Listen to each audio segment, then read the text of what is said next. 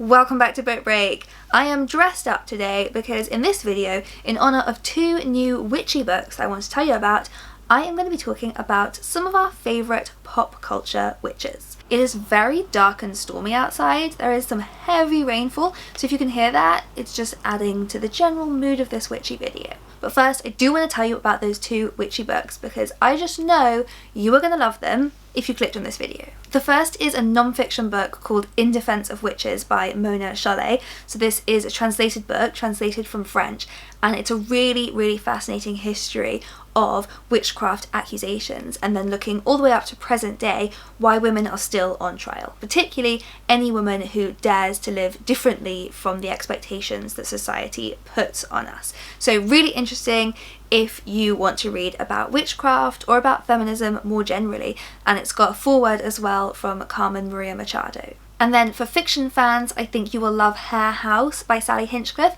So this is a modern gothic novel set in the grounds of this remote Scottish estate where something sinister lurks in the community. When snowfall traps the inhabitants of the estate within the walls, tensions rise. So this one is a modern day witch story. So thanks to those two books, I have got witches on the brain, as you can tell. So let's talk about some of the best witches from books. Starting with an icon, and let me tell you, you are lucky that I did not paint myself green for this video because I was tempted.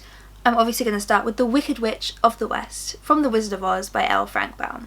So all of the witches in this book were actually inspired, apparently, by research that L. Frank Baum's wife had been doing into the history of witchcraft accusations, and some of the terrible treatment of these women who were accused of witchcraft had really scared L. Frank Baum, and so the redemption of the Wicked Witch of the West in the musical Wicked is actually pretty fitting based on why he wrote this story in the first place. But in the original book, the Wicked Witch of the West is pretty wicked, but also completely iconic. She is the most impressive witch in the whole of Oz. Her power is unparalleled, and she has control over animals from wolves to bees to winged monkeys. Oh, and in the book, she only has one eye, and it's as powerful as a telescope. A very different kind of witch is Sabrina the Teenage Witch. So I grew up with the Nickelodeon version of Sabrina, who had a wardrobe I honestly would still like to steal. But the younger generation are probably more familiar with the chilling adventures of Sabrina, the Netflix show that suddenly makes Sabrina way too scary for me to watch.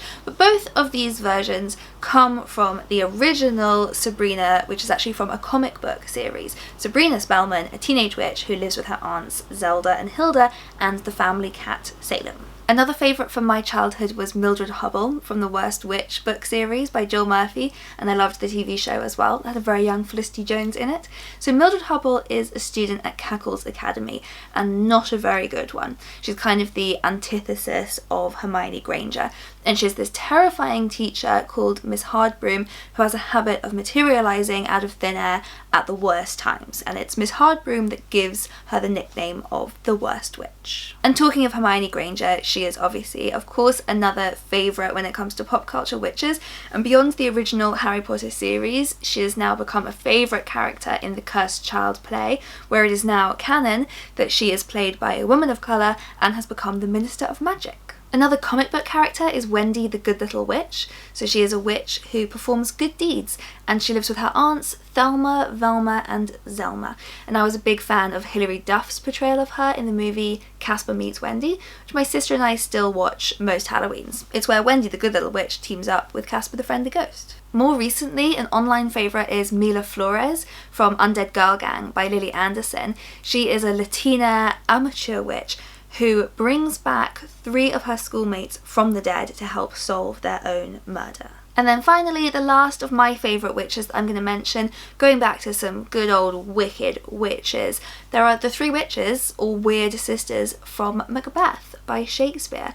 And these witches bring about all of the darkest events of the play through their self-fulfilling prophecies. And they speak the whole way through the play in rhyming couplets, double double, toil and trouble, and so on, which should make them sound kind of fun and nursery rhymey, but they are in fact terrifying agents of evil. And of course there are so many more. I'm sure I've missed off a lot of your favourites. I've missed off a lot of my favourites, from Roald Dahl's The Witches, the Grand High Witch, who absolutely terrified me as a child, and the book is even scarier than the already very scary film, all the way through to the witches and practical magic. Actually, the only wardrobes that could rival Sabrina the Teenage Witch's wardrobe is Sandra Bullock and Nicole Kidman in that movie. Again, inspired by a book series by Alice Hoffman, so you should read those. So it's a long list. There are a lot of very cool witches in literature and in pop culture, so do comment your favourites below. We can have a debate in the comments and see who is the wickedest witch of them all, or just the most iconic witch of them all.